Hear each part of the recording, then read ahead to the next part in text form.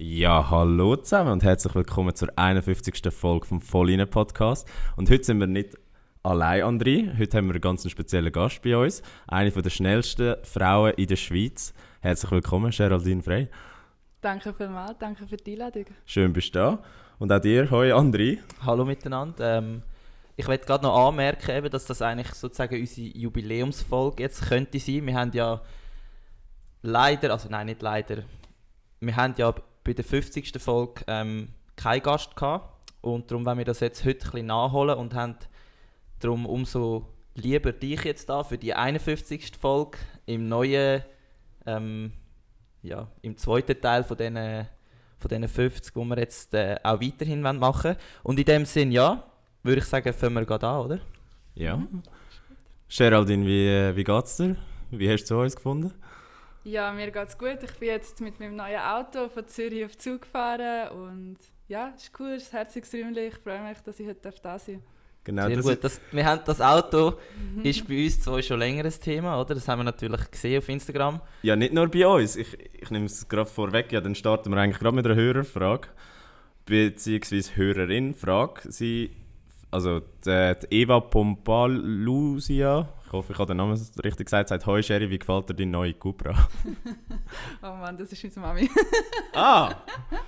Sehr gut. Ja. Ganz liebe Grüße an dieser Stelle. Hoi Mami von der Geraldine. Hey, mega gut. Ich bin mega happy. Ich bin vorher noch nie ein Elektroauto gefahren. Es ist jetzt so ein vollelektrischer Cupra, den ich von der AMAG bekommen habe. Und für in der Stadt ist es mega cool. Es beschleunigt mega schnell. Man ist so flitzig unterwegs. Das gefällt an einer Leichtathletin, es schnell beschleunigen. Genau, ja, das ist das Wichtigste. Okay, sehr cool. Und eben, ich meine, es ist ja ein Deal mit der AMAG ist schon nicht einfach ohne. Also dürfen wir fragen, ob sie auf dich zugekommen sind oder du auf sie zu bist? Oder? Ja, es ist sicher nicht einfach, so gerade ein Auto zu bekommen. Genau, ja. Ich hatte ja das grosse Glück gehabt, dass ich auch von Bossard jetzt unterstützt wird und dort ist so ein bisschen, sie haben gute Connections und haben dann... Connections, ja.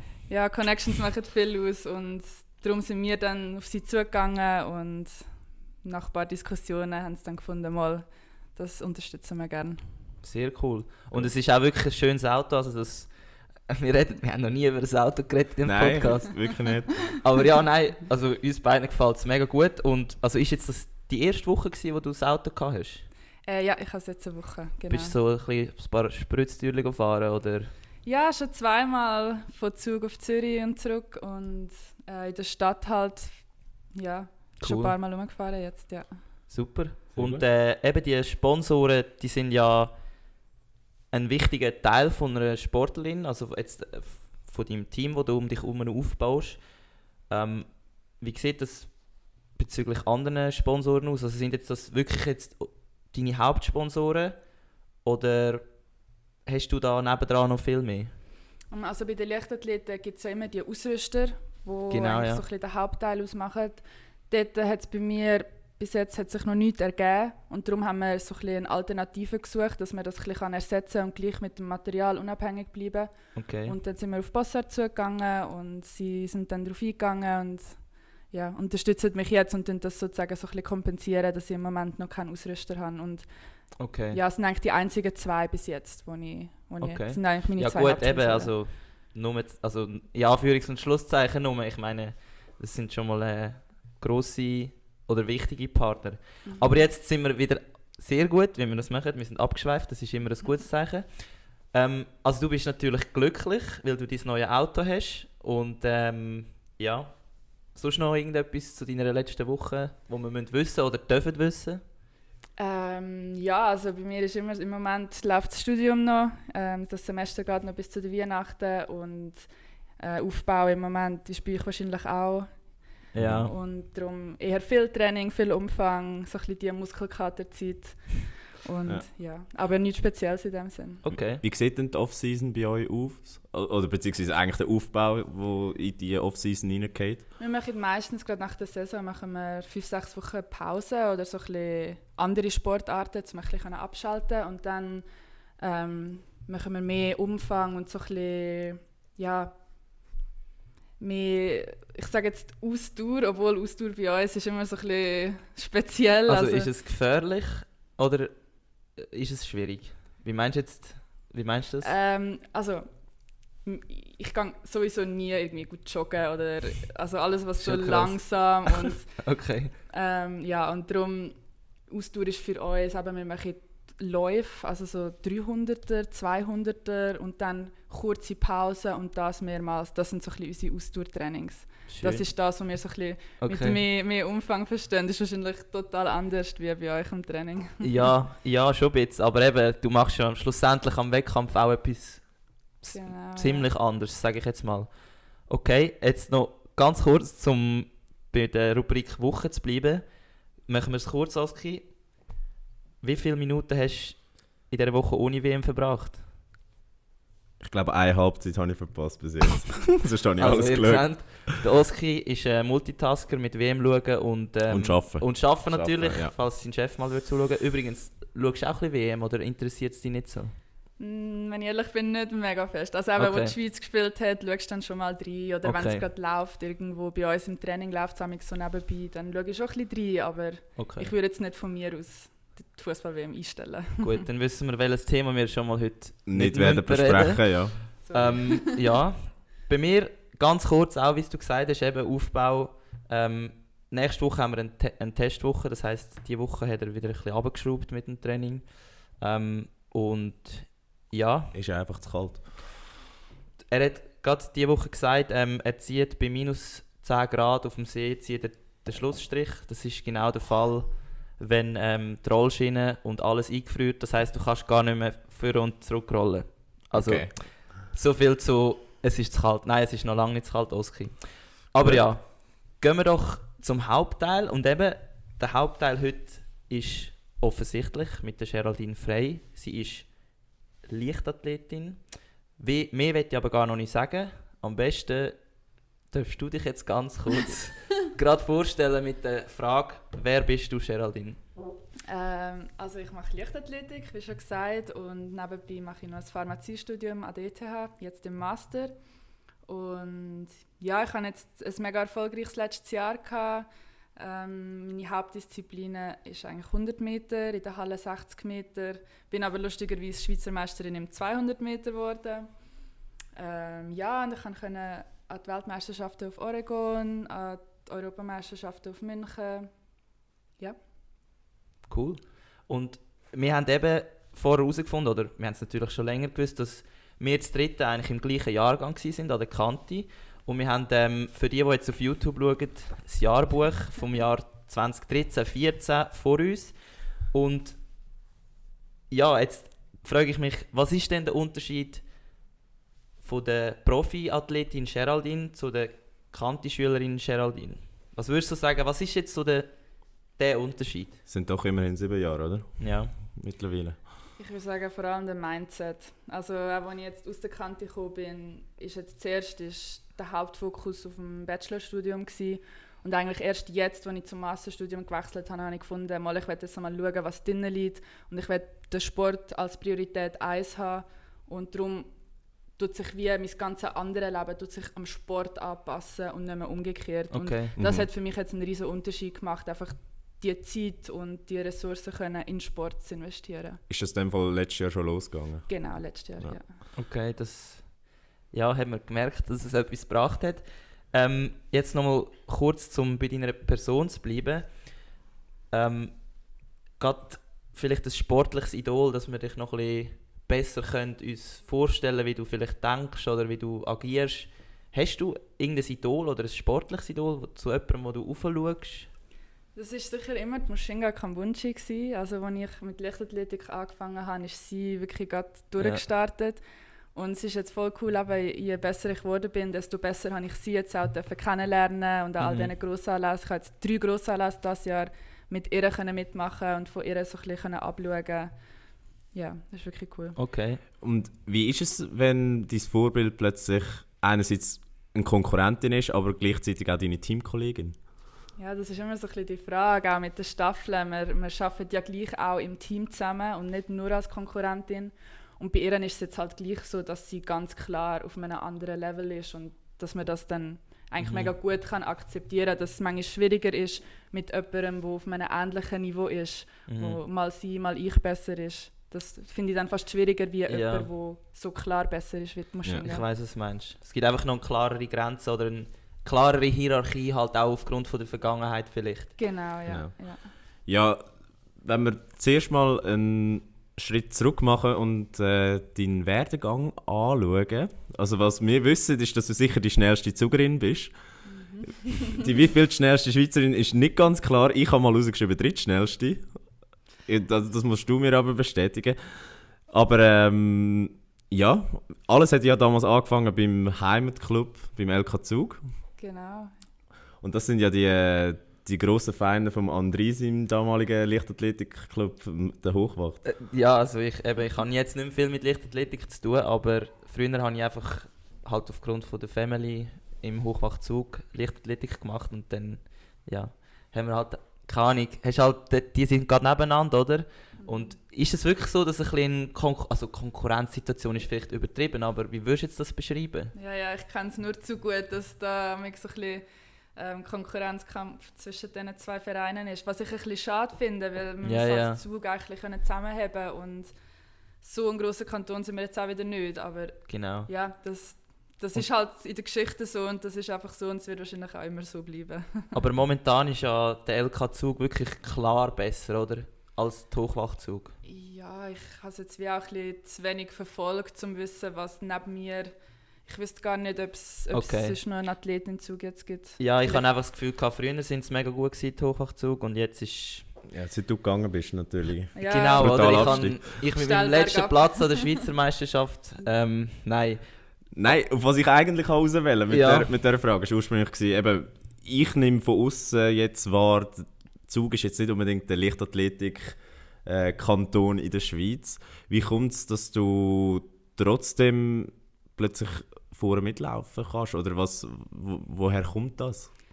Also angefangen habe ich mit Leichtathletik, einfach weil ich etwas gesucht habe im Zug, wo ich an die Kante gewechselt habe, mit einer Kollegin zusammen. Und dann ist das wirklich ein bisschen wie eine Familie geworden. Wir sind zusammen in Trainingslager und am Anfang habe ich auch noch nicht so viel trainiert und es ist mehr aus Freundschaft ist mir dann ins Training gegangen. Und dann hatte ich aber eine Trainerin, Petra, wo mein Talent sozusagen gesehen hat und mich mehr gefördert hat, wo dann auch mein jetziger Coach, der Lucio, ins Boot geholt hat. Und dann habe ich das so ein bisschen angefangen, professioneller zu machen. Und als ich dann in Zürich angefangen zu studieren habe, seither trainiere ich auch in Zürich, wo die Infrastruktur besser ist, sage ich jetzt mal. Aber eben, man gehört gleich immer noch zu dieser Familie und ich würde jetzt nicht unbedingt den Verein wechseln. Und sie unterstützen mich auch immer noch also wirklich gut. Und ja, das ist bei mir irgendwie gar nie in Frage gekommen, den Verein zu wechseln.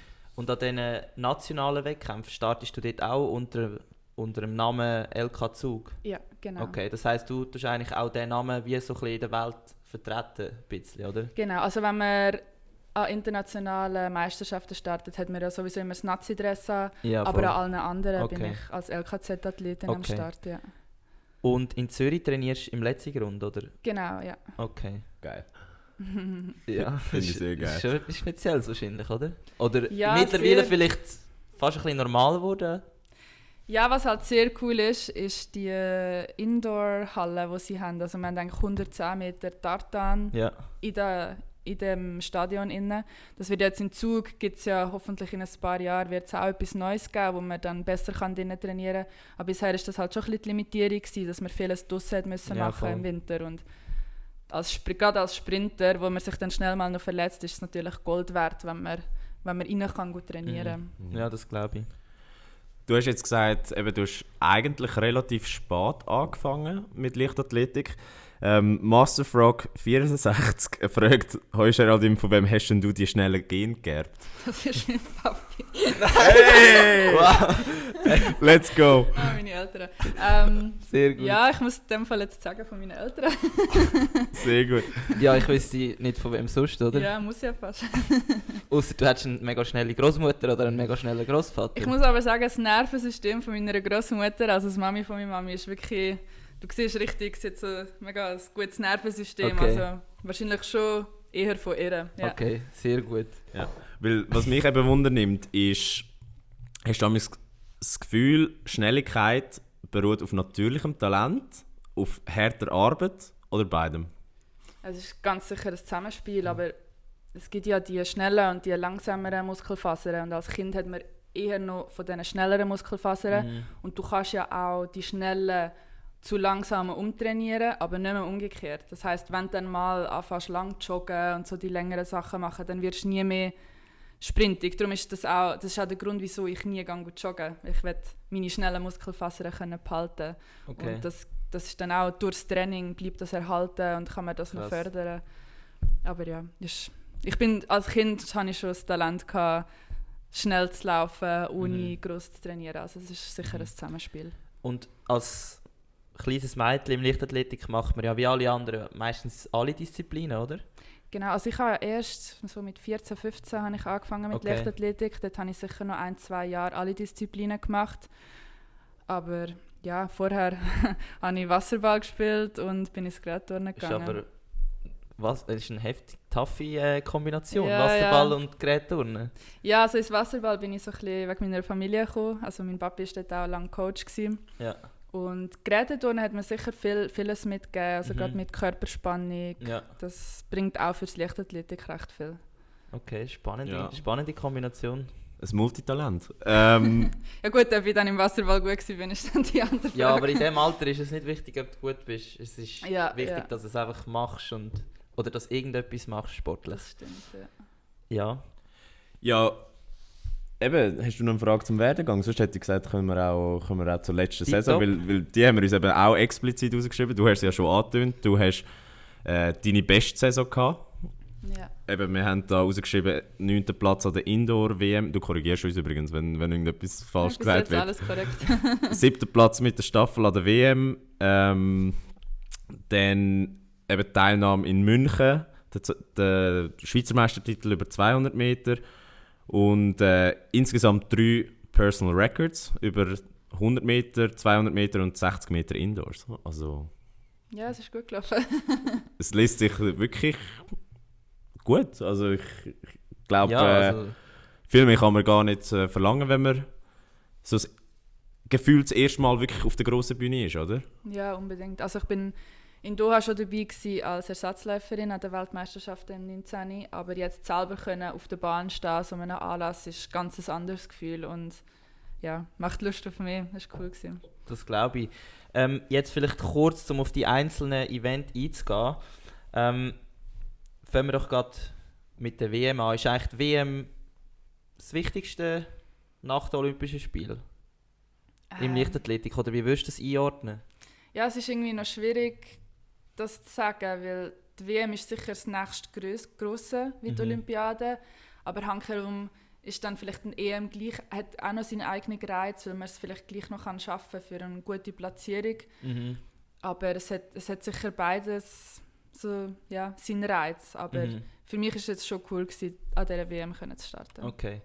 Und ja, du hast dich vorbereitet, etwas sagen? Kannst du sagen? Nein, ich wollte nur fragen. Eben, wir behaupten in diesem Podcast immer Eugene, also in Oregon, wo die WM stattgefunden hat, das sagt die Kathedrale vom Leichtathletik. Kannst du uns das bestätigen? Ja, absolut. Also sie haben jetzt auch das einzige Stadion auf der Welt, wo wirklich nur der Leichtathletik gewidmet ist. Also dort ist alles so aufgestellt, dass es für die Leichtathletik stimmt und für keine andere Sportart.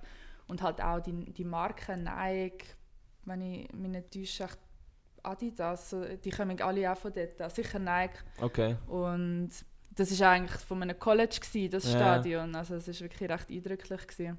Cool.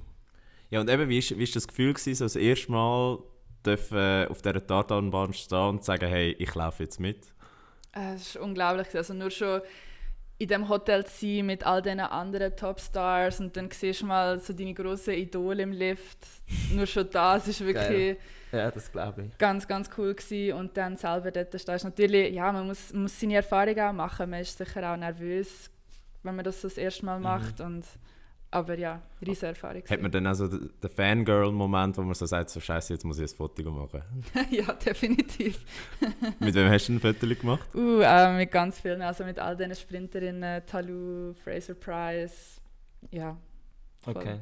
Und mit dir hat auch jemand ein Fan ein Foto machen? Oder ja, noch nie? Mal, also vor allem von den Fans dann. Jetzt ein anderer Athlet jetzt nicht, aber so die Schweizer Fans, die dort waren. Aber die Amerikaner sind ja auch extrem sportbegeistert, oder? Ja, mega. Also die Stimmung war wirklich auch cool gewesen. Ja, das glaube ich. Jetzt sind ihr 7. geworden mit der Staffel. Du bist 7. geworden mit der Staffel. Wie würdest du jetzt den Platz einordnen, wenn du jetzt so im Nachhinein darüber nachdenkst? Jetzt nicht gerade vielleicht nach dem Rennen, sondern wirklich jetzt aus dieser Position da im Ende November. Also für mich war es jetzt das erste Mal, dass ich mit dieser Staffel mitlaufen konnte. Darum für mich ist es ein mega cooles Resultat. Klar hätten wir uns mehr erwartet und wir hatten auch noch einen Patzer drin, wo wir dann auch noch recht viel Zeit verloren haben. Aber ja, es ist halt Staffel, es kann immer mega viel passieren. Und für mich persönlich war es eine riesige Erfahrung gewesen. Und also ich bin zufrieden mit unserem 7. Platz. Und nur schon, dass wir es im Finale geschafft haben, sogar ohne Muschinga. Ja. Und ist jetzt im Nachhinein auch noch wichtig gewesen, weil die Staffel-Weltmeisterschaften sind verschoben worden. Das heisst, wir sind jetzt auch schon direkt qualifiziert für die WM im nächsten Jahr. Okay. Ist jetzt im Nachhinein noch wichtig gewesen, dass wir es in dem Finale geschafft haben. Ja. Eben, schlussendlich zählt halt wirklich jeder Platz, weil du weißt nie, was passiert. Ja. Was rauskommt, Ja.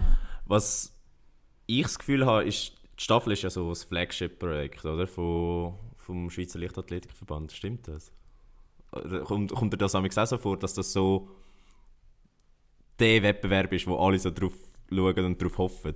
Ja, mega. Also ich habe es auch wirklich krass gefunden, wie sehr das gehypt wurde ist und wie viel Medienaufmerksamkeit wir bekommen haben.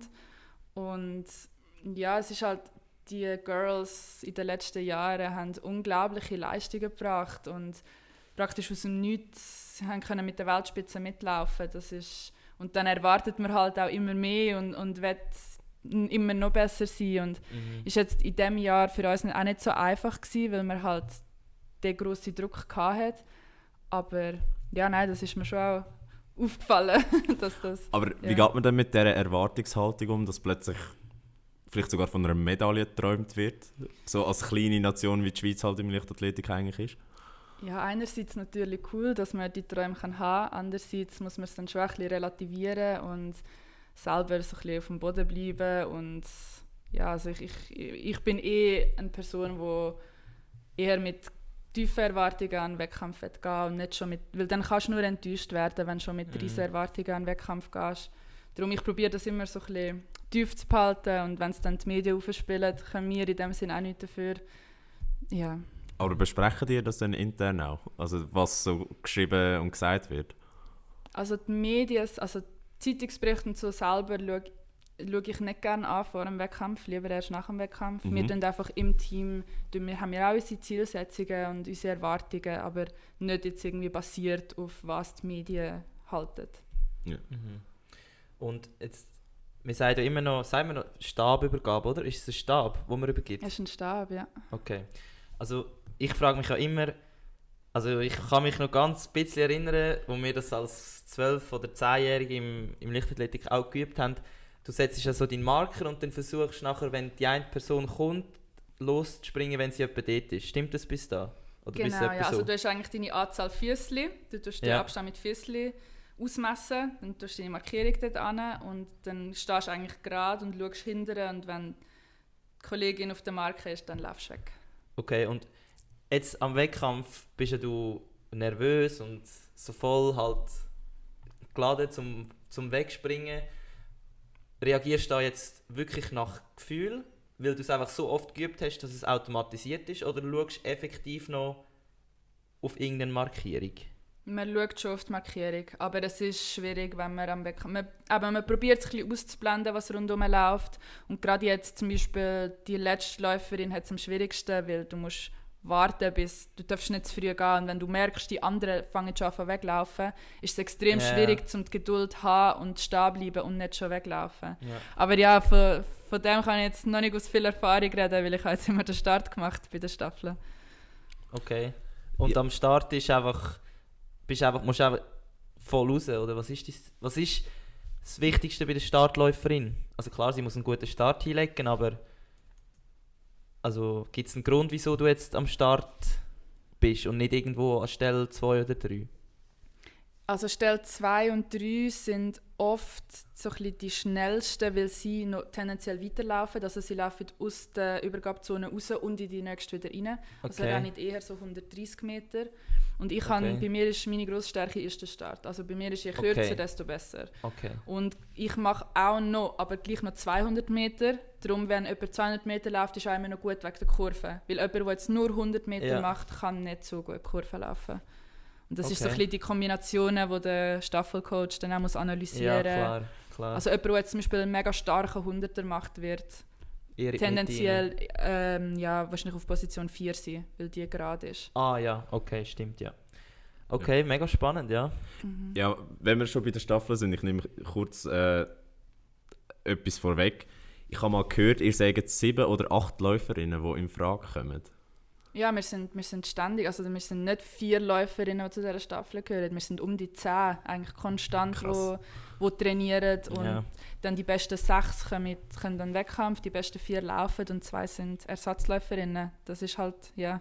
Ich bin eigentlich schon seit Jahren dabei in diesem Staffelprojekt, aber eine ist jetzt gelangt als Ersatzläuferin und jetzt das Jahr auch zum Mitlaufen. Und wie schwierig ist es, wenn man mal den Durchbruch geschafft hat?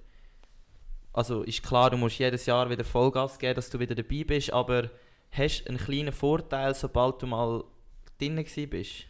Du hast sicher einen Vorteil, weil du schon Erfahrung hast. Ja. Also wenn es dann knapp wird, wird ein Staffelcoach gleich die auswählen, die eine sichere Übergabe hat. Ja, Aber grundsätzlich wird wirklich vor jedem Wettkampf wird wieder neu okay. gemischt und neu geschaut, Mhm. wer hat die beste, mit welchem Team können wir die beste Zeit laufen. Okay. Wie muss man sich denn das vorstellen im Training? Tun ihr einfach die verschiedenen Kombinationen jeweils trainieren? Oder sagt der Coach wirklich, okay, das sind meine 4, keine Ahnung, das ist meine Top 4 und die anderen müssen jetzt einfach probieren, sich dort reinkämpfen? Oder wie läuft das ab? Also er schaut schon, was sind mögliche Übergaben. Mhm. Und ich glaube, er schaut dann mehr auch darauf, wer sieht er auf welcher Position. Und dann kann es schon auch sein, dass man mal eine unerfahrene Athletin mit einer erfahrenen Athletin zusammennimmt. Aber grundsätzlich macht er schon Kombinationen, wo er dann denkt, könnte an einem Wettkampf so umgesetzt werden. Ja. Und für welche Position hat es am wenigsten Konkurrenz? Im Moment haben wir unglaublich viele 100-Meter-Sprinterinnen und eher weniger 200-Meter-Sprinterinnen. Also ist so die zweite Position, zweite, dritte, die ist so ein bisschen Am offener. am einfachsten Ja. zum Reinkommen, in Anführungs- und Schlusszeichen. Okay. Jetzt habe ich noch eine Frage zu der EM in München. Einerseits ist ja das ein bisschen ein Auf und Ab gewesen für dich, oder? Weil Ja. du bist nominiert worden für den 100 Meter.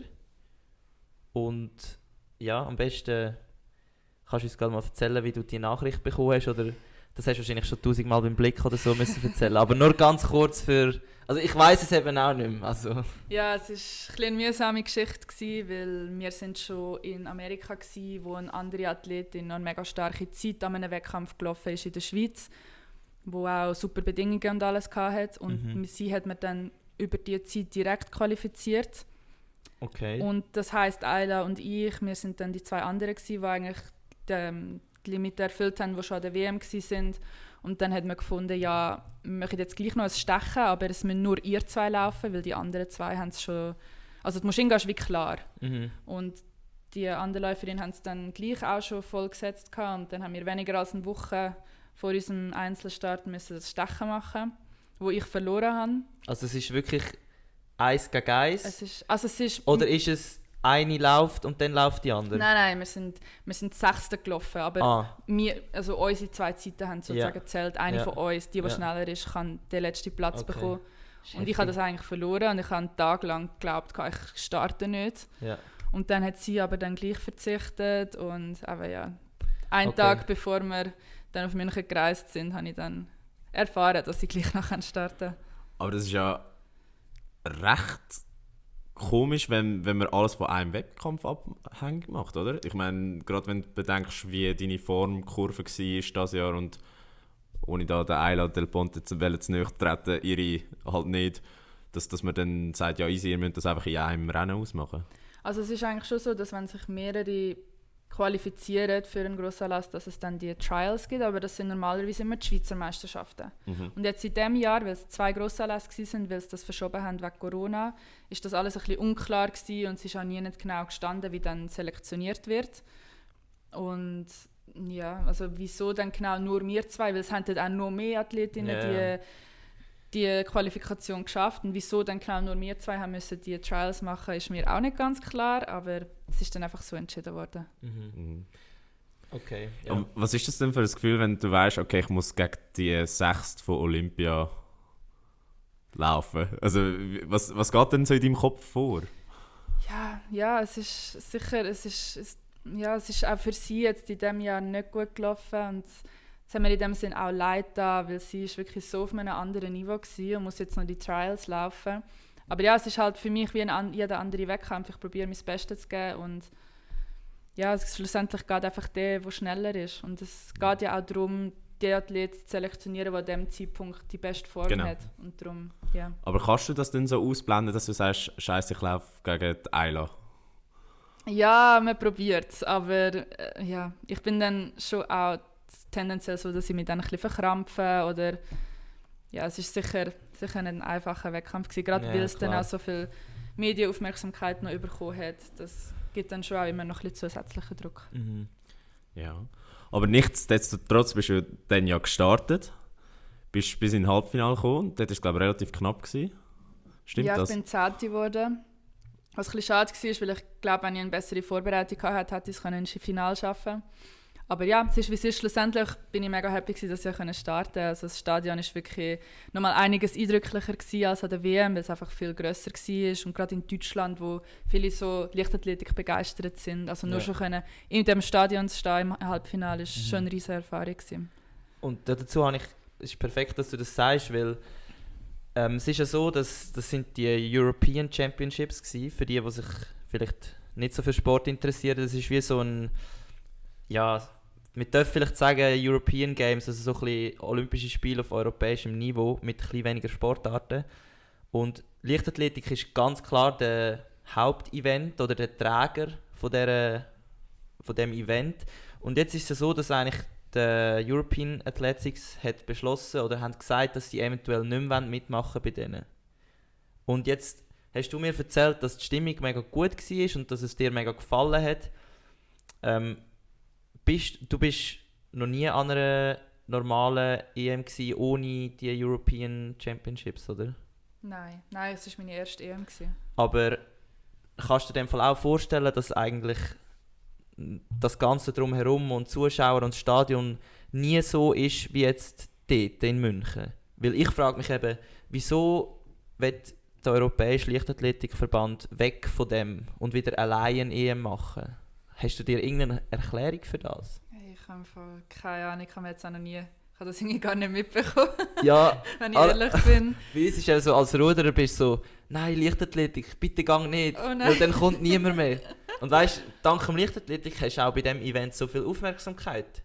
Okay, ja, es ist mir einfach gar nicht so aufgefallen, wenn ich ehrlich, also okay, nein, wenn man alles so gut, mittendrin ist, dann kommt man vielleicht auch weniger mit über, wo jetzt genau der Fokus liegt. Also ich habe das voll cool gefunden, dass es so viele Sportarten gegeben hat und dass man das so mitverfolgen können. Also ich fände es jetzt auch schade, dass das jetzt in dem Fall anders sein wird. Ja, also es ist noch nicht fix, aber sie haben es angekündigt. Ich habe gemeint, die nächste EM im Leichtathletik ist in Rom, wenn ich mich nicht täusche. Kann das sein? Vor Olympia, ja. Ja, also gut. Ah nein, das ist ja in 2 Jahren dann. Das Ja, ist schon 2024, aber Ja. die European Championships sind Werden im alle 4 26. Jahre. Ja, okay, nein, nevermind, ich kann es einfach Ja, erzählen. auf jeden Fall, vielleicht hättest du gerade einen Leichtathletik-Insider dazu gehabt.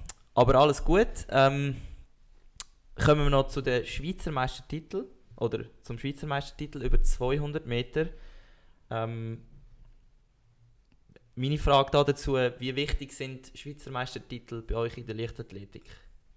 Schon ziemlich wichtig. Also ich hätte jetzt nicht unbedingt damit gerechnet, dass ich Schweizer Meisterin werde im 200 Meter, aber das ist schon auch etwas, ja, wo auch die Leute interessiert, wenn du kannst sagen, hey, ich bin Schweizer Meisterin, Ja. das ist etwas, wo gerade Aufmerksamkeit Das gibt. glaube ich, ja.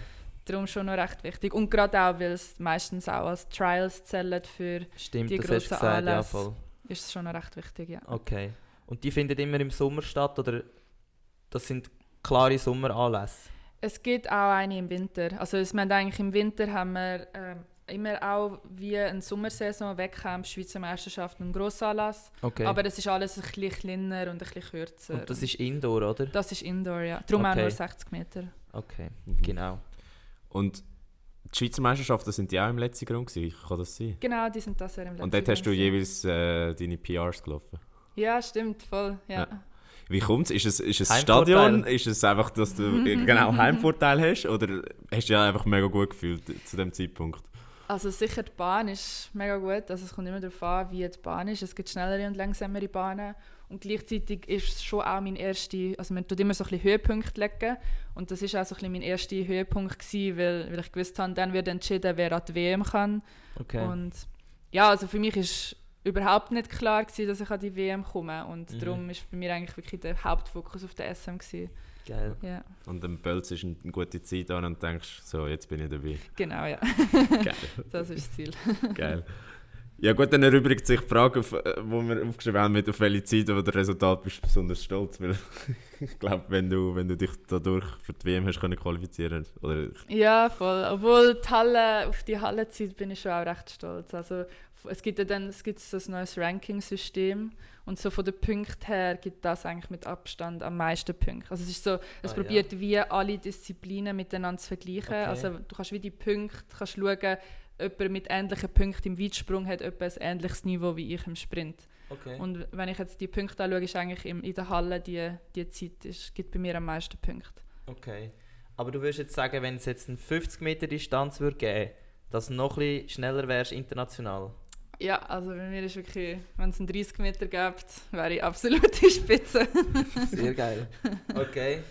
Ja, darum eben, du bist im Start mega gut, wie wir es vorher gehört haben.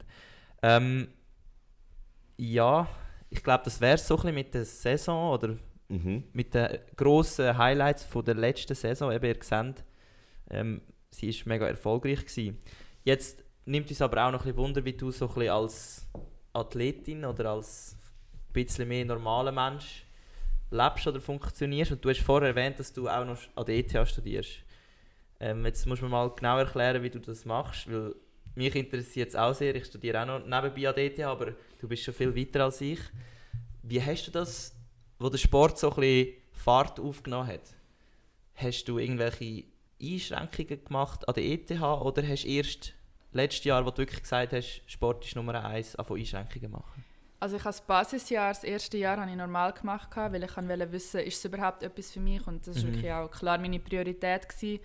Und dann wollte ich schon auch noch mehr in Sport investieren. Also ich habe dann die letzten 2 Jahre vom Bachelor in 3 gemacht.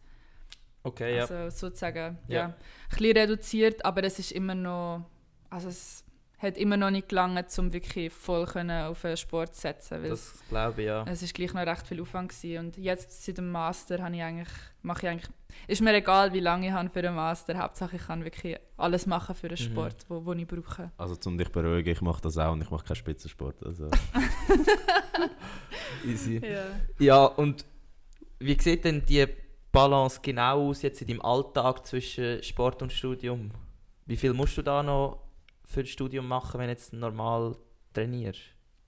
Ich würde sagen, es ist so 40-50%, die ich noch Okay. für das Studium mache. Letztes Jahr hatte ich eben noch ein paar Vorlesungen gehabt, und dort bin ich dann schon auch eher der Typ, der lieber die Folie allein daheim durchschaut, als jedes Mal in die Vorlesung gehen, was mega viel Zeit spart. Gerade Corona ist mir auch mega entgegengekommen, weil halt viele Aufzeichnungen gegeben hat. Und jetzt im Moment habe ich noch so ein Semesterprojekt, wo ich auch etwas gesucht habe, wo ich zum Teil im Homeoffice kann sein. Ja, man sucht sich halt auch so ein bisschen, ich kann jetzt auch mehr wählen als im Bachelor, und man sucht sich auch so ein bisschen das, was sich gut vereinbaren lässt. Okay. Also das heisst, du wirst nicht Trainerin, wenn du mal deine Karriere beendest? Ja, das ist kann man schon ich würde eigentlich gerne mal Trainerin machen, aber wenn dann richtig, also wirklich, dass ich mir die Zeit kann nehmen kann, und es braucht dann gleich viel Aufwand zum, also dann würde ich es wirklich professionell machen, und dann bräuchte es auch so ein bisschen eine finanzielle Unabhängigkeit, die ich mir jetzt gerade nach dem Studium zum Beispiel noch nicht vorstellen kann, Ja. aber dann vielleicht mal mit der Zeit. Mal. Okay. Aber Training ist eigentlich gerade ein gutes Stichwort, weil ich nehme an, das Training ist ein grosser Teil von deinem Alltag, und Wie schaffst du das irgendwie, alles unter einen Hut zu bringen? Oder wie organisierst du das Ganze? Ja, also Training Priorität 1. Also ich lege Trainings eigentlich so, dass es am besten passt. Und ist jetzt vielleicht auch noch ein Vorteil, dass ich Sprint mache. Das ist nicht wie bei euch, wo man einfach mal so und so viele Kilometer pro Tag muss machen, sondern wir machen tendenziell weniger, dafür so volle Intensität. Und dann brauchen wir eigentlich haben wir mehr Erholung dazwischen. Less is more. Ja. Bei uns ist more is more. Ja, wir sind eigentlich, ich sage immer so ein bisschen, wir sind ein bisschen wie Leute. Also wir schlafen den ganzen Tag, wir nehmen es eigentlich immer recht gemütlich, aber wenn, dann richtig. Das habe ich auch gemerkt, als ich in der Spitzensport-RS war in Macklingen.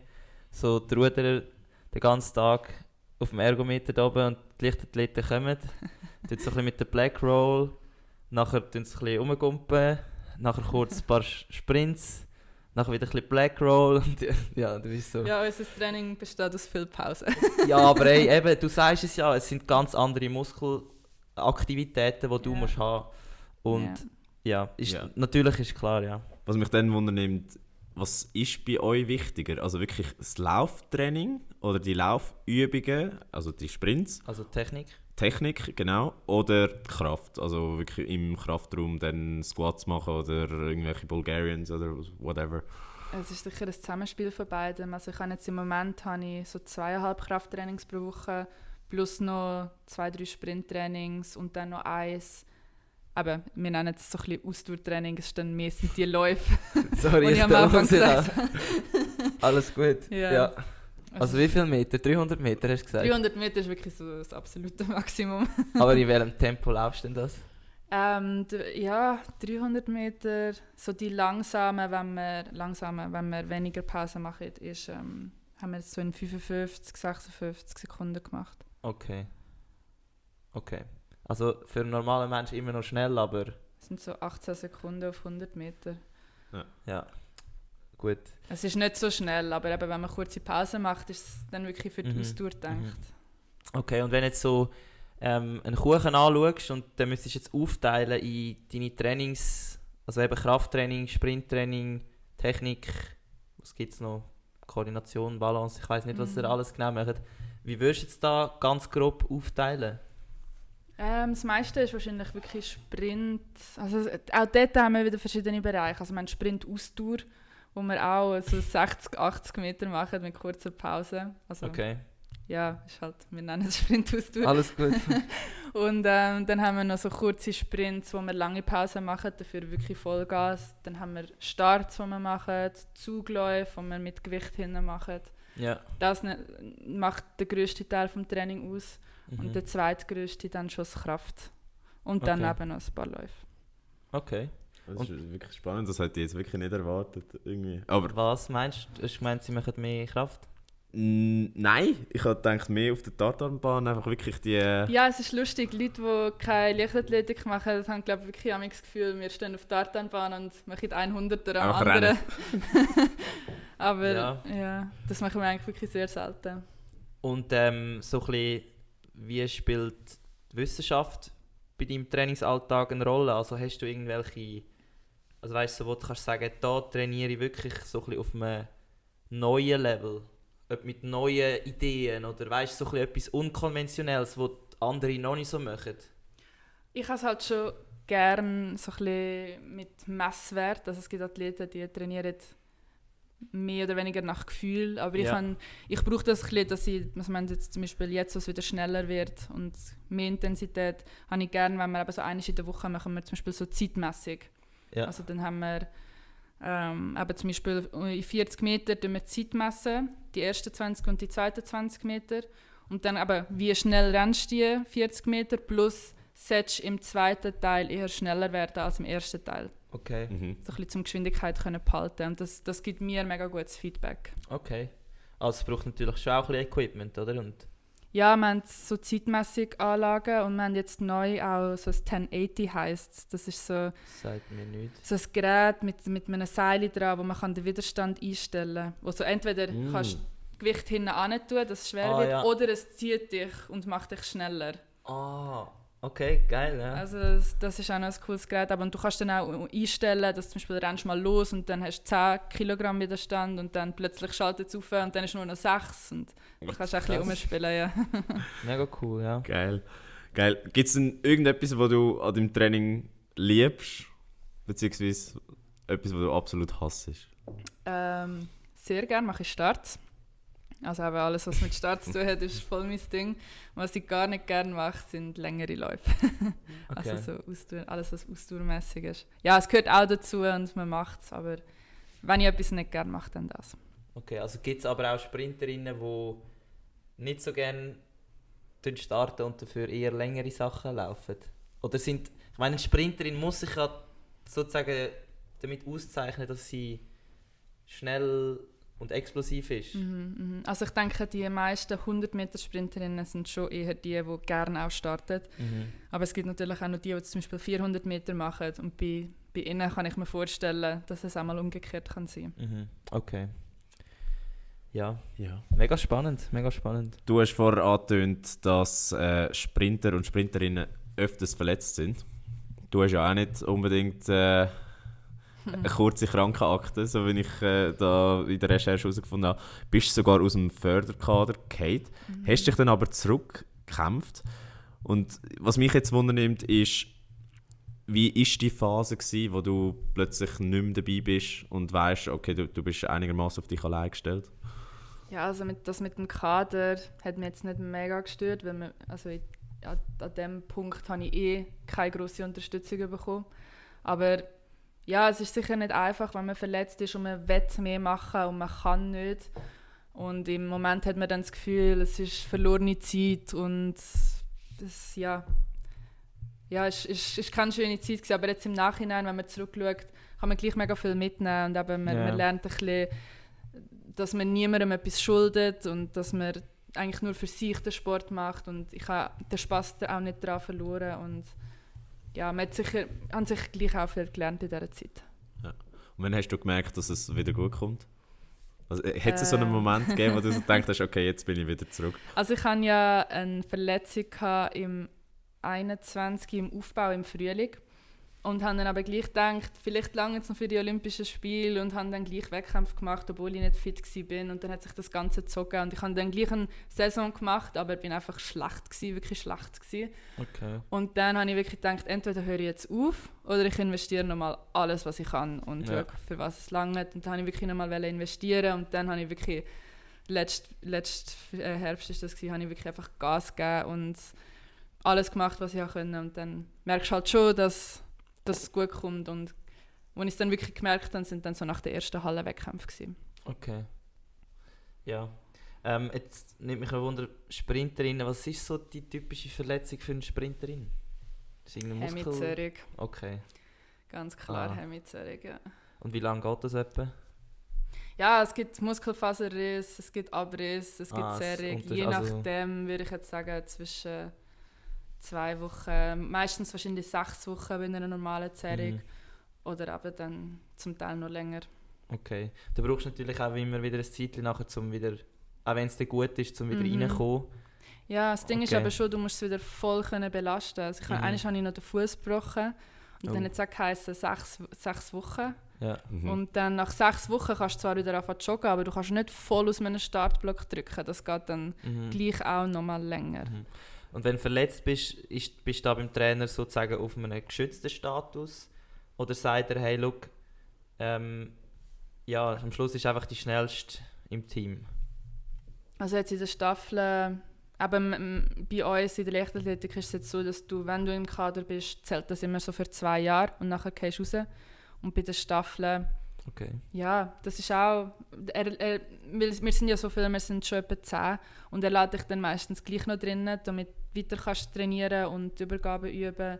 Aber es ist ja dann eigentlich wie klar, dass du dann nicht am Wettkampf kannst laufen. Okay, ja. Ja, aber trotzdem bist du zurückgekommen und jetzt die erfolgreiche Saison gehabt, die wir angesprochen haben. Jetzt bist du Teil von der nationalen Spitze. Wie viel fehlt noch zur absoluten internationalen Spitze? Wo siehst du dich da so? Oder wo würdest du dich da etwa einordnen? Also ich glaube, der nächste Schritt wäre sicher die europäische Spitze. Dort habe ich das Gefühl, könnte ich es anschaffen. Nachher also wirklich an die Weltspitze zu kommen, ist dann schon nochmal ein anderes Thema mit all diesen Jamaikanern und Amerikanern, die sind schon nochmal auf einem anderen Niveau. Was machen sie denn anders als wir in der Schweiz? Oder Ja, vieles wahrscheinlich schon auch Genetik. Also ja, es ist schwierig zu sagen. Wahrscheinlich auch anders trainieren und ja. Vielleicht ist auch einfach das Sportförderungssystem in den USA, eben wie du angetönt hast, in Oregon ist es ja, glaube ich, einfach, ich meine, das ist... gut, auch die schiere Masse an Leuten, oder? Ja, stimmt, sie haben einen riesen Pool, der noch dazu kommt, wo sie Leute rauspicken können. Ja. Das ganze System ist ja ganz anders. Also, wir machen krasse Trainings und es ist entweder du machst mit und du wirst gut oder du gehst dann raus. Also, ja, eben. Sie sind dann nicht die kommen und dich noch aufpäppeln, sondern... Genau, ja. Ja, sie haben einfach genug Leute und wenn einer halt, oder eine nicht passt, dann nehmen sie einfach die nächste. Dann kommt einfach die nächste. Ja, genau. Und jetzt nimmt mich aber gleich noch Wunder, jetzt, wenn du so ein bisschen die nächsten Monate anschaust, jetzt hat die Indoor-Saison schon angefangen? Nein, die fährt erst du bist im Januar. Aufbau, hast du gesagt, okay. Genau, Ende Was sind Januar. jetzt so ein bisschen deine nächsten kleinen Ziele? Jetzt haben wir noch fertig Aufbau. Bis so Weihnachten haben wir jetzt den nächsten Block. Und dann gehen wir für 3,5 Wochen auf Südafrika ins Trainingslager. Schön. Und ja, ich freue mich mega. Warm, brandwarm. Nur schon mal Sonne tanken. Ja. Und dann, wenn wir zurückkommen, fangen wir die Wettkämpfe an. Okay. Was stehen denn für Saison-Highlights auf dem Programm? Jetzt zuerst mal die Halle. Und dann hoffe ich, dass ich mich für die Halle-EM in Istanbul kann qualifizieren kann. Und dann im Sommer stehen dann die Weltmeisterschaften in Budapest an.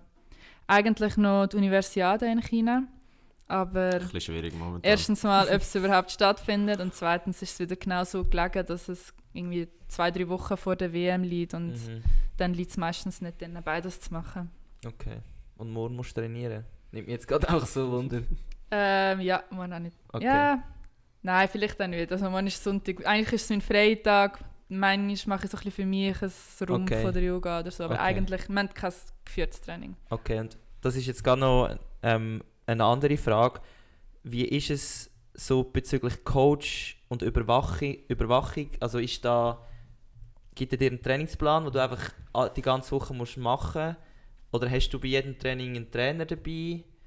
Oder eine Trainerin? Wie sieht das so aus? Also wir haben schon eigentlich fast immer eine Mini-Trainerin dabei. Also ich habe 2 Trainer. Rita ist eine vom LZZ und eben der Lucio, der Papi von meinem Freund ist. Bei ihm trainiere ich jetzt schon länger.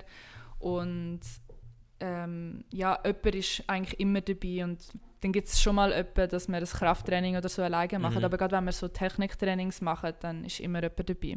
Ja, okay. Und eben da bist du jetzt auch... Ich frage mich eben, im Leichtathletik ist es ja zum Teil ein spezielles System, weil eben die Clubtrainer bleiben ja auch mega lang eigentlich bei dir. Also wenn du besser wirst, machen die eigentlich wieder auch deine Karriere ein bisschen mit. Ist das richtig?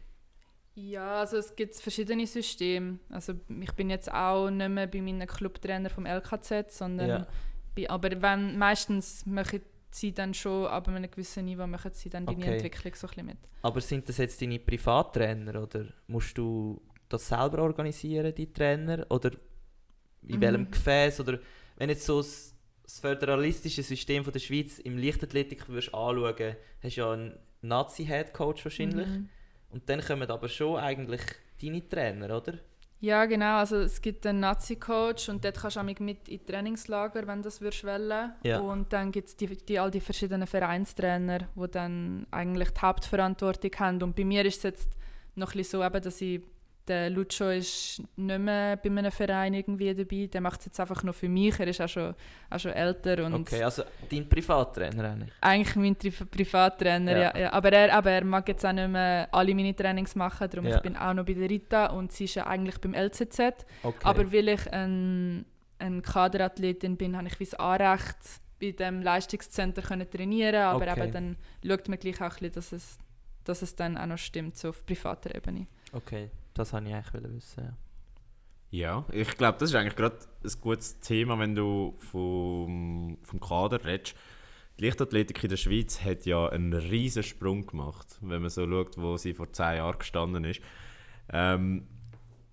Du, als jemand, der involviert ist in dem ganzen System, kannst du uns mal erklären, wieso die Schweiz plötzlich auf dem Weg nach oben ist, beziehungsweise welche Faktoren da mitspielen? Ich glaube, sicher mal der Hype. Also das mache ich jetzt mega viel gern und wir haben die paar Top-Shots gehabt, wie die Mushinga und damals aber noch der Karim und so, wo dann der ganze Aufschwung so ein bisschen gekommen ist und die UBS Kids Cup und es machen mega viele Junge, haben Lust zum Leichtathletik machen, darum haben sie viel eine grössere Breite und dann gibt es wahrscheinlich auch viel mehr Einzelathleten, die daraus rauskommen. Aber so irgendein Geheimrezept oder so, wüsste ich jetzt auch nicht, wieso jetzt plötzlich so viel so gut geworden sind. Gehörst du zu dieser Generation Kids Cup? Weil du hast ja gesagt, du bist so spät reingekommen. Ich bin nie gewesen, nein. Ja. Ich bin, glaube ich, zu spät in das reingekommen, ja. In dem Fall bist du eine Ausnahmeerscheinung mittlerweile im Kader. Wahrscheinlich. Gut. Ja, nein, aber was mich auch noch wundernimmt, ist, was man ja auch sieht, ist, dass die Frauen tendenziell die stärkere Entwicklung durchgemacht haben als Männer. Also, dass mehr Frauen an der Weltspitze mittlerweile mitlaufen, also zum Beispiel in der Schweiz. Wie kannst du das erklären? Oder gibt es für das überhaupt eine Erklärung? Oder glaubst du einfach... Ich wüsste es jetzt auch nicht. Ich kann mir vorstellen, dass es vielleicht wie mega trendig ist, bei den jungen Mädchen Leichtathletik zu machen, wobei es bei den Buben dann vielleicht Fußball oder irgendeine andere Sportart könnte sein. Aber ich weiß eigentlich auch. Also ich wüsste es jetzt auch nicht. Okay. Ja. Eben, wir sind jetzt ein bisschen beim System Leichtathletik in der Schweiz und da nimmt es mich jetzt Wunder, jetzt du als Athletin hast sicher auch so ein bisschen halt Einblick in die Gesamtstruktur und wenn jetzt der, sagen wir, Direktor von Swiss Athletics vor dir hättest, was würdest du mir jetzt mega Danke sagen, dass das geht in der Schweiz und was müsstest du sagen, hey, können wir nicht noch das und das haben? Also nicht, dass jetzt das irgendwie arrogant wirken, wir brauchen noch das und das, sondern einfach so, das ist noch nicht optimal. Also es gibt sicher sehr vieles, wo man kann Danke sagen und wo cool ist und wo man unterstützt wird. Aber es gibt sicher auch ganz viel, wo man noch optimieren kann. Das ist wahrscheinlich immer aber so. Das ist, glaube ich, überall ein bisschen so. Also ja, kann auch nicht zu viel jetzt. Also du musst keine Angst haben. Wahrscheinlich hörst du ja eh nicht. Aber wir haben es auch schon unterschätzt, wer alles hört. Also ist alles gut. Egal. Du musst auch nichts dazu sagen. Ja, schwieriges Thema. Gut. Würde ich auch bei mir, wenn ich jetzt die Frage in einem Podcast gestellt würde bekommen, müsste ich auch zweimal überlegen. Aber alles tipptopp. Gut. Ja, André, hast du noch Fragen? Das ist eine Frage, die wir noch... Ja, geh.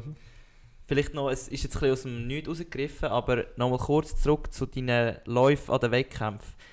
Als 100-Meter-Sprinterin hast du nicht so viel Laktat, oder?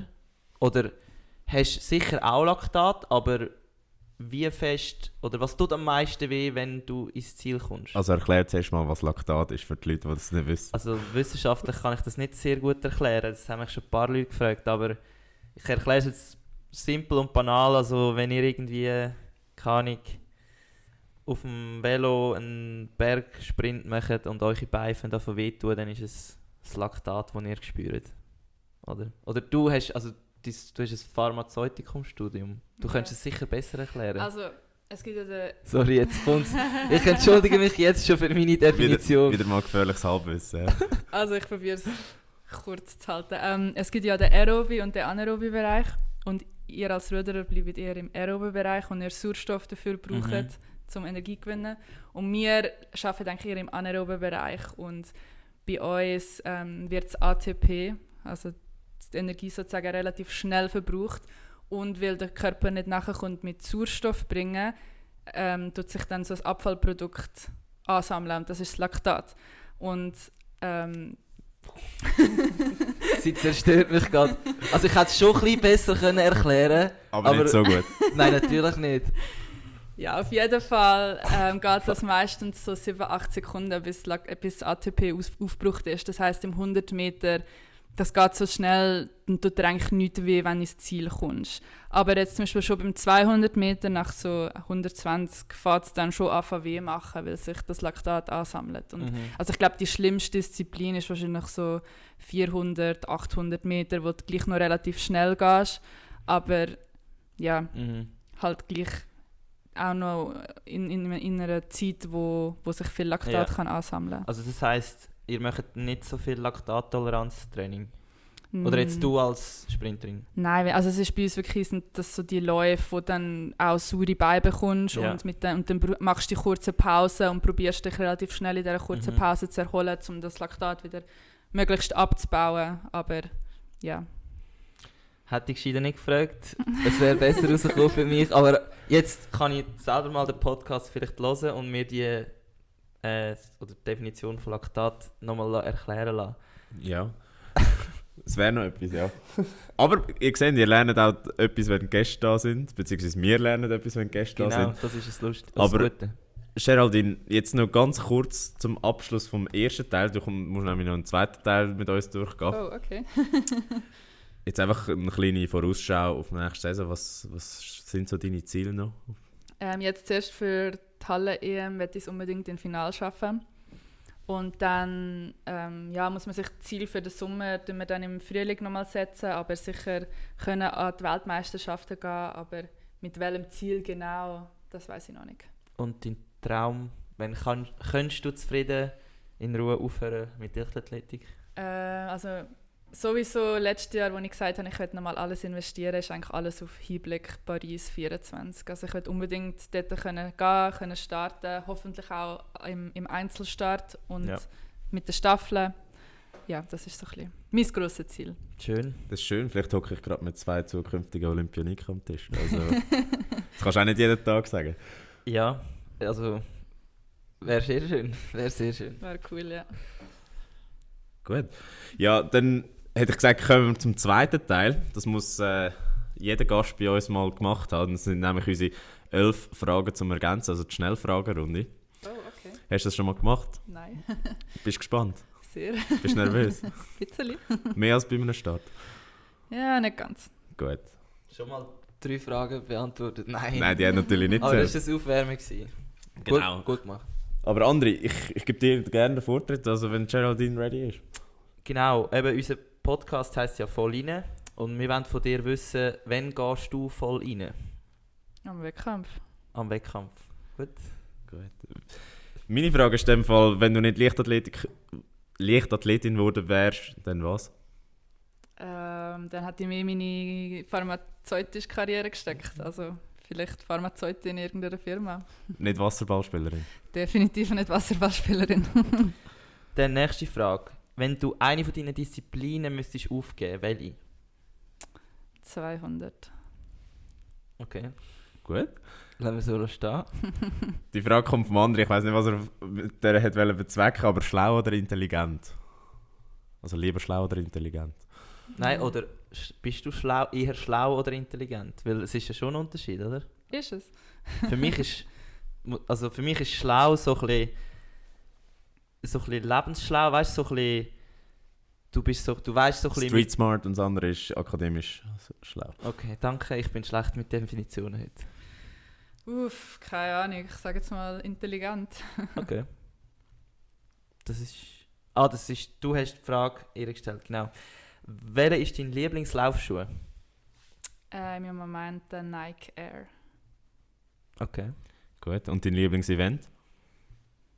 60 Meter. Und oder wie meinst du Event? ich habe jetzt gemeint, wie so ein Wettkampf. Aha, Wettkampf, den ich schon hatte. Oder wo du mal gelaufen hast. Olympiade. Gut. Dann welches ist dein Cheat Meal? Alles, was mit Schoki zu tun hat. Gut, dann bist du eher der Typ Hund oder der Typ Katz? Katz. Habe ich mir schon gedacht. Welcher ist dein wichtigster Muskel? Hamstring, die ganze Hinterkette. Wirst du eher mal Professorin oder Forscherin? Schwierig. Forscherin. Und als letztes, was ist dein Tipp für alle motivierten in Anführungs- und Schlusszeichen Zucker Leichtathletinnen? Spass haben, dranbleiben, Freude daran haben. Okay. Super. Ja. Du bist der Schnellste bei der Schnellfragerunde, weil sonst überlegen immer alle. Aber das liegt wahrscheinlich in deinem Naturell, von dem her wenig überrascht. Alles ist ein Wettkampf. Alles ist ein Wettkampf. Eigentlich müssen wir mal Zeiten stoppen, die die Leute brauchen. Ja, gut, das ist natürlich auch, je nachdem, kannst du ein bisschen schwierigere Fragen, oder? Aber ja. Gut, in dem Sinn wären wir eigentlich mit den 2 Hauptteilen, oder mit dem Hauptteil und der Schnellfragerunde, sind wir durch. Und wir kommen zu unserem letzten Teil. Und zwar zu den Songs, die wir ja jede Woche in unsere Playlist rein tun. Wie wichtig ist eigentlich Musik bei dir im Trainingsalltag oder jetzt vor einem Wettkampf? Vor einem Wettkampf habe ich immer so ein bisschen eine neue Playlist, die ich mir selber zusammendichte, so ein bisschen, die mich motiviert. Und sonst im Training haben wir im Kraftraum so eine Radiostation, die wir laufen lassen. Aber sonst im Training eher weniger, weil wir halt gleich müssen, auf den Coach hören und so ein bisschen wissen, was um uns herum geht. Okay. Würdest du aber mit Musik trainieren, wenn du dürftest? Ja, wenn ich wirklich für mich trainiere und keinen Input brauche, dann ja. Aber wenn ich mit meinem Coach kommunizieren muss, dann lieber nicht. Ja. Und gibt es auch die Läuferinnen, die zum Beispiel jetzt AirPods drin haben, wenn sie einen Sprint machen? Also wenn du jetzt allein bist, aber das bist du vielleicht nicht, aber das wenn das so wäre... fast nie in der Leichtathletik. Aber wenn, dann wahrscheinlich schon, ja. Also es würde nicht irgendwie ablenken beim Start oder so, wenn du jetzt das Lied hören würdest? Ich glaube, jetzt aus dem Startblock wirst du es nicht machen, aber es gibt vielleicht schon solche. Okay. Es gibt auch Leute, die mit Kopfhörern draussen rudern. Also, zum Beispiel, die wissen es, was ich meine. Absolutes Tabu. Ja. Absolutes Tabu. Gut, aber dann sage ich mal, Geraldine, du darfst dein Lied mal ansagen. Du bist der Gast, du darfst zuerst. Ich darf das Lied wünschen. Okay, dann nehmen wir Calm Down, das mit der Selena Gomez. Okay, sehr gut. Das bringen wir irgendwo in einer von unseren vielen Playlists unter. Genau. Darf ich wissen, was der Grund ist, wieso du das Lied uns präsentierst? Das habe ich jetzt in letzter Zeit noch oft gehört, aber ich höre alles kreuz und quer, also okay. Kein spezieller Grund. Perfekt. Mein Lied ist «The Sign» von Camel Fat, wenn man das so sagt. Camel Fat, weiß nicht. Und Anima. Ist guter Techno. Sehr gut für lange Trainings, oder? Ausdauertrainings bis zu 2 Stunden. Die richtigen Ausdauertrainings. Die richtigen Ausdauertrainings, ja. Ja, gut, dann mache ich noch den Abschluss. Mein Song ist von Fred Again, «Jungle». Auch auf Techno-Playlist. Gutes BPM drin, also vielleicht für den Sprint gar nicht so schlecht, wenn man das dürfte auf der Box ablassen während. Aber ja, das ist mein Song von der Woche. Super. Ja, merci vielmals, Geraldine, dass du bei uns warst. Danke euch, es war cool gewesen. Du hast natürlich noch die Möglichkeit, dein Social Media zu pluggen oder deinen Sponsoren Danke sagen. Du darfst schon frei. Ja, wie schon gesagt, Bossard und Amag, danke vielmals für die Unterstützung, meinem Verein, am LK Zug und am LCZ, dass ich dort trainieren darf. Mami, Papi, die Fragen gestellt haben. Genau. Und eben, wo findet man dich noch auf Social Media, falls man dir folgen will? Auf Instagram, Geraldine Livia. Perfekt. Super. Und in dem Sinn sind wir auch schon wieder am Ende von unserer wahren Jubiläumsfolge. Wir danken euch ganz herzlich, dass ihr bei uns dabei sind und der Geraldine und uns zugelassen habt. Das war natürlich mega spannend. Wie gesagt, heute braucht man wahrscheinlich nicht so viel Durchhaltewillen, um bis zum Schluss dabei zu sein. Schweizerdeutsch, schwere Sprache. Ja, vergesst den Podcast nicht zu abonnieren. Das könnt ihr auf Apple Music oder Apple Podcast. Und wie gesagt, auch du, Geraldine, kannst gerne bei Spotify 5-Sterne-Bewertung geben. Das ist, finde ich, sehr gut. Danke vielmals. Und ja, wir versuchen jede Woche für euch das Beste aus der Sportwelt zu liefern. Genau, und dann hört unsere Playlist auf Spotify, dort findet ihr alle Trainingsbanger sowie alle anderen Playlists. Folgt uns auf Instagram, dort findet ihr uns unter vollrein_podcast und wenn es euch gefallen hat, dann dürft ihr den Podcast natürlich auch gerne mit euren Liebsten teilen. Und in dem Sinn, bleibt gesund, macht viel Sport. Danke Geraldine, bist du da gewesen. Danke euch. Und bis nächste Woche. Ciao zusammen. Tschüss.